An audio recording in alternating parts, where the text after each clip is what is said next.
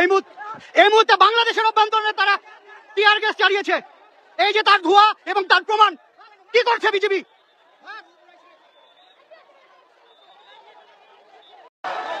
ভারতের বিএসএফ এর প্রত্যক্ষ মদদেই কিন্তু তারা বাংলাদেশ সীমান্তে ঢুকে গেছে এবং বাংলাদেশ দখল করে নেওয়ার চেষ্টা করছে। এই মুহূর্তে তারা বাংলাদেশ সীমান্তে চলে এসে তারা পাথর নিক্ষেপ করছে এবং বিপুল বোমা মজুত করে রেখে তারা বোমা চালাচ্ছে। আমরা দেখতে পেয়েছি কয়েকজন বিজেপি সদস্য কিন্তু এখানে আহত হয়েছেন।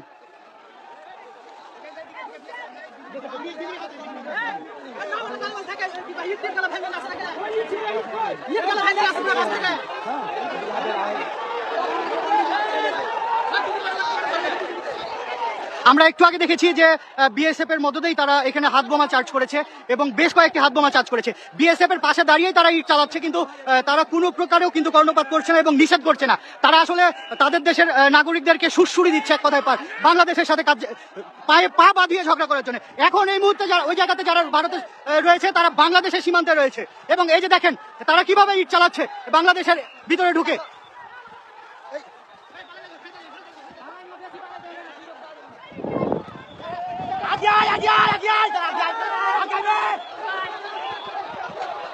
এখানকার পরিস্থিতি খুবই ভয়াবহ।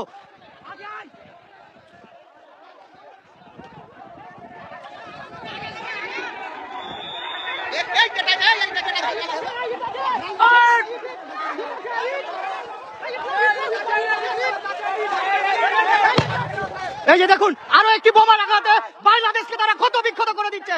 আসলে বাংলাদেশকে তারা দখল করে নিতে চায়, কিন্তু এখানে বিজেপি যেভাবে ভারতের নাগরিকদেরকে প্রত্যক্ষভাবে সাই দিচ্ছে, কিন্তু বিজেপি আসলে বাংলাদেশের নাগরিককে বাধা দিচ্ছে। এই যে দেখুন বাংলাদেশের অভ্যন্তরে তারা বোমা ফুটাচ্ছে, মুহুর্মুহুর বোমা ফুটাচ্ছে। কার্যত বাংলাদেশের বিজেপি এখানে সীমান্তে এত বোমা ফুটছে, কি করছে তারা?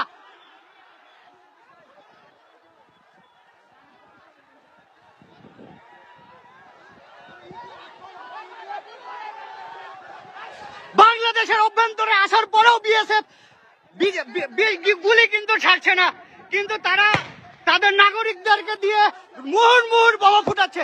এখানে একটা যুদ্ধগত অবস্থায় পরিণত হয়েছে। বাংলাদেশের মানুষ ফুঁসে উঠেছে। এই যে দেখুন কি পরিমাণের বোমা ফুটাচ্ছে তারা।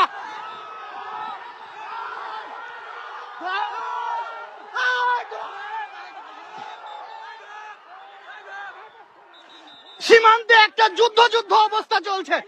ভারত বাংলাদেশকে দখল করে নিতে চায়, এটি তার প্রমাণ।